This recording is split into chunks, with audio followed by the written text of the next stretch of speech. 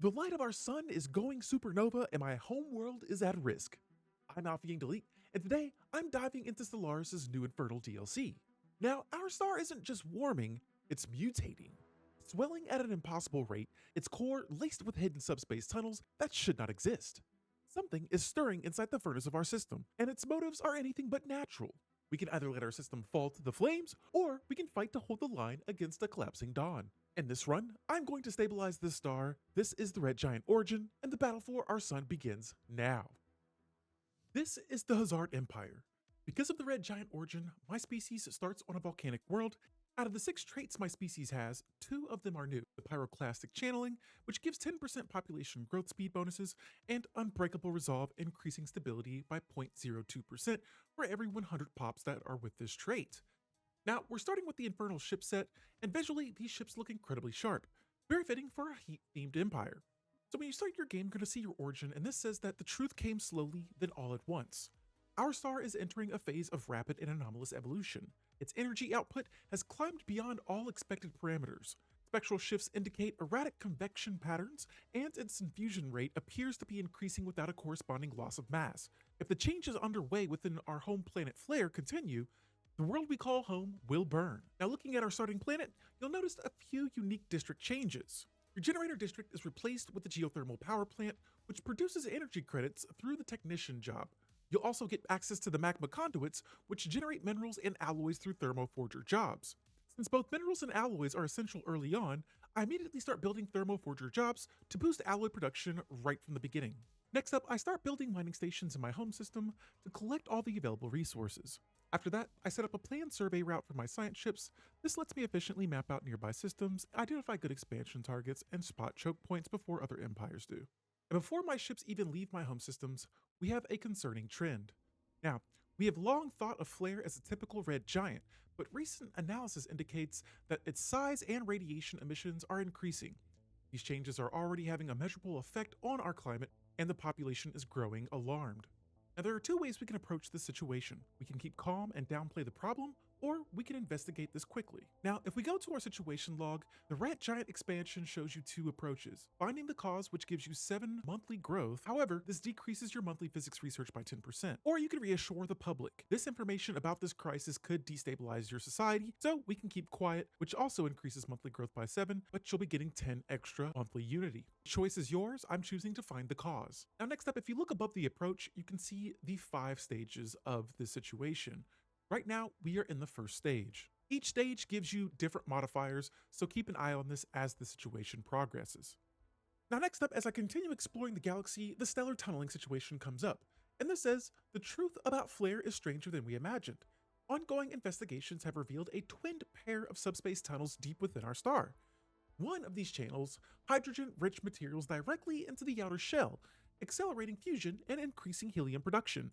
This should drive core compression, but the second tunnel actively siphons energy, counteracting this process. The result is the expansion of the star. Initial telemetry from both subspace tunnels suggests they connect to multiple endpoints scattered across the galaxy. Our survival depends on investigating these as soon as possible. Now, I go back to our situation log after looking at my map, and you'll see the subspace triangulation. Now, this is going to show you some points of interest. If you highlight them, they'll show you where they are on the map. We only need to research 3 of them. And so I begin to build science ships, and by the time I have about 3 or 4 of them, I begin sending them to these locations. Now, when we make it to the first location, we have the stellar expansion.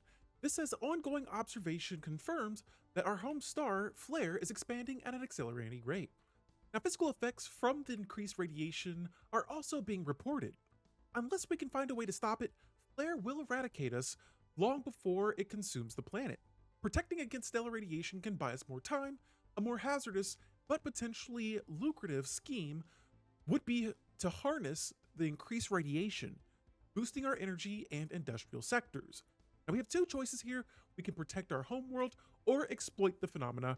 I'm going to go with the earlier option here, and protecting the homeworld is going to be our top priority. Now, if we go back to our situation log once again, we now have the option to protect our homeworld. I'm going to research that, and next up, we get to another gas giant here, and this time we have subspace scarring. Now, this says automatic scans around this gas giant right here behind me reveals unexplained subspace scarring. Now, while there is currently no exit point of this location, a past tunnel may have opened in orbit around this gas giant.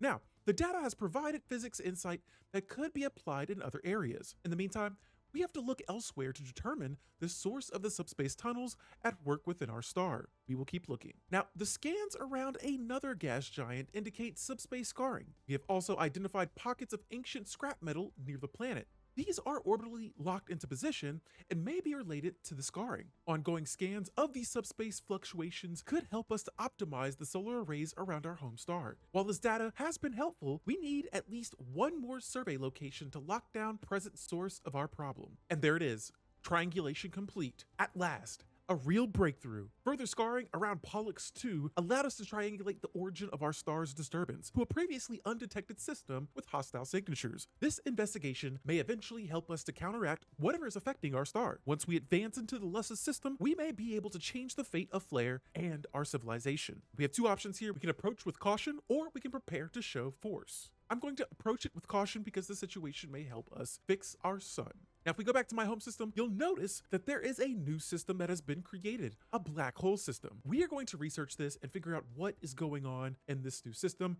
And now we have a hungry star situation. This says Flare has claimed its first major victim, engulfing the innermost world of our system. Although the raw materials still exist, they now lie beyond our reach in the fiery depths of the star. While we can weather the immediate economic loss, this provides immediate glimpse into what awaits my home planet Molten. So as we look into my home system, now one of the innermost planets is gone. The star is bigger, and there it is, the tunnel vortexing out of my star. If we go back to my home planet, there's now an angry giant modifier, decreasing my species habitability cap by 30%, decreasing habitability by 30%, and it increases the upkeep of my job. But on the bright side, we get 30% more physics research, and we get more energy credits from jobs. Now, I'm going back to check on the situation here. We're only on stage 3 right now, and so if this continues to progress, the modifiers grow larger, and that's when it happens.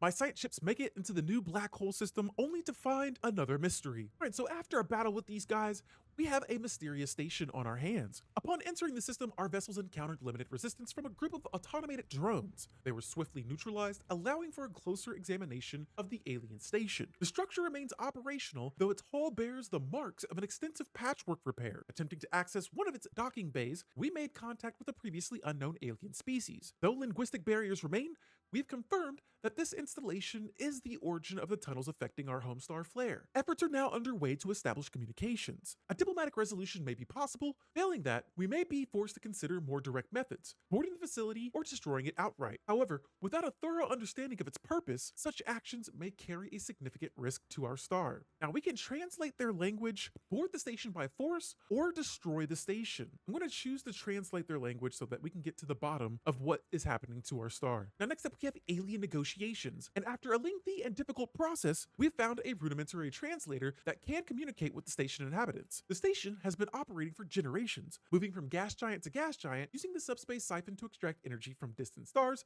to power their life support and powerful jump drive. The aliens do not fully understand the systems they are operating and do not realize that they're siphoning targeting stars and eventually destroying them. Despite their confusion, they seem eager to leave the station. They have promised to teach us what they know in exchange for a safe place to live and raise their young. Now, we can provide them with a sanctuary, or we can give them a ship to find their own path. I feel like these species were making a mistake that they did not realize, and so we're going to provide them with sanctuary. Now, once that's done, a few more days go by, and then we have the subspace mining operation. This says the station siphons hydrogen from a gas giant and channels it through subspace into our star's shell. The resulting helium fusion releases excess energy, which is converted into crystallized entropy to power the station. Now, the inhabitants of this station retain only a warped oral tradition about its operation. They lost contact with their home civilization thousands of years ago, perhaps because that civilization collapsed or was destroyed. A buildup of collaboration errors and equipment degradation has led to the increasingly unstable siphoning that now threatens to destroy our home star Flare. Now, working with their ancient technology, we can reverse the process, but it will not be easy. Alternatively, forcing our star to go nova could expose countless deposits, transforming our heritage into a trove of exploitable resources. Now it's time to get to work. Alright, so here we have 4 different ways to approach this next part of the red giant expansion situation. We can continue siphoning it, we can stabilize the star, we can cease activity, or we can reverse inflation. And immediately after I look at the situation, we have some collateral damage where my star has consumed another planet. So with that being said, I am going to stabilize the star. All right, now this process began by a remnant population of aliens in a degraded mining station has finally reached its conclusion. Now this says, after a great effort, we now hold full control over the state of flare. Left alone, it would follow its natural life cycle of its current size. But the ancient and failing station cannot withstand repeated reconfiguration. Each adjustment strains the facility to its limits. Now we only have one choice. We can shrink the star back to its former size, or force it to expand, transforming the system into a vast field of easily harvested resources. Our scientists will attempt one last reconfiguration. The only way forward will be rapid deassembly and by external force. And we have three choices here. We can fix the star in its current state, accelerate the star's expansion, or return the star to normal. I currently like the bonuses I have with this star where it's at in its current state, and so I'm going to fix the star in its current state. And there it is, stability has been achieved. Now with the complete control achieved of our star's fluctuating size and energy, flare is fully stabilized. It will remain as it is now for millions of years, and our people can once again enjoy stability and predictability of our home system. Our star's increased size has clear consequences of how we manage our infrastructure, and we can now make the most of these changes, exploiting its increased energetic output while maintaining a variable presence in the system. At last, we control our destiny. Now finishing this gives me the research option for Starfire Cannon technology, and pretty much this allows me to build a Starfire Cannon in my planet's orbit, and it's a long-range weapon that can disable a system of multiple ships. Alright guys, so hopefully you enjoyed this run. I have stabilized my star. Now I continued this playthrough by becoming a crisis. You can see that by clicking on the link to this video here. Hopefully you guys enjoyed. I'm Alfing Delete, and I will see you guys in the next Stellaris video.